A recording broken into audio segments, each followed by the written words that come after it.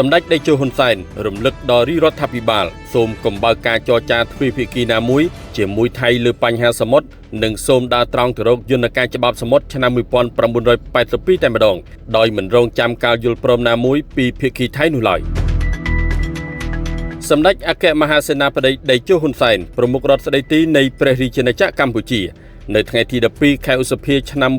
2026នេះបានធ្វើការរំលឹកដល់រាជរដ្ឋាភិបាលសូមកុំបើកការចរចាទ្វេភាគីណាមួយជាមួយថៃលើបញ្ហាសមុទ្រនិងសូមដើរត្រង់ទៅរកយន្តការច្បាប់សមុទ្រឆ្នាំ1982តែម្ដងដោយមិនរងចាំការយល់ព្រមណាមួយពីភាគីថៃនោះឡើយ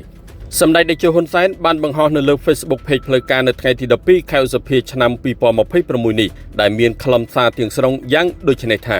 កាលពីថ្ងៃម្សិលមិញ11ឧសភា2026មានការចុះផ្សាយដោយសារព័ត៌មានថៃថាលោករដ្ឋមន្ត្រីការបរទេសថៃបាននិយាយថាក្រោមអនុសញ្ញាច្បាប់សមុទ្របន្ទាប់ពីលុបចោលអនុស្សរណៈយោគយល់គ្នាឆ្នាំ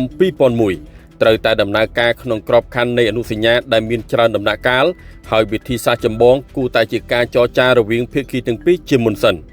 សម្ដេចតេជោហ៊ុនសែនបានលើកឡើងថាប្រសិនបើការចុះផ្សាយនេះជាសម្ដីពិតរបស់រដ្ឋមន្ត្រីការបរទេសថៃមែននោះពាក្យថាវិធីសាស្ត្រចម្បង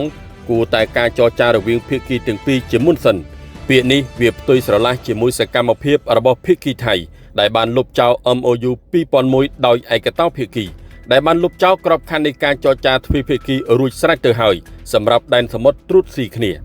ក្នុងឋានៈជាប្រមុខរដ្ឋស្ដីទីសម្ដេចតេជោហ៊ុនសែនសូមរំលឹកដល់រាជរដ្ឋាភិបាលសូមកុំបើកការចរចាទ្វេភាគីណាមួយជាមួយថៃលើបញ្ហាសមុទ្រនិងសូមដើរត្រង់ទៅរកយន្តការច្បាប់សមុទ្រឆ្នាំ1982តែម្ដងដោយមិនរងចាំការយល់ព្រមណាមួយពីភាគីថៃនោះឡើយសម្ដេចតេជោហ៊ុនសែនបានបន្ថែមថា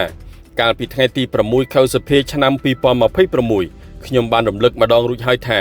កុំបង្កើតយន្តការទ្វេភាគីថ្មីជំនួសឲ្យយន្តការទ្វេភាគីចាស់ដែលថៃលុបចោលយើងសោកស្ដាយដែលថៃលុប MOU 2001ចោលតែយើងក៏អរគុណថៃដែលបានជួយយើងឲ្យប្រើប្រាស់យន្តការអន្តរជាតិជំនួសវិញ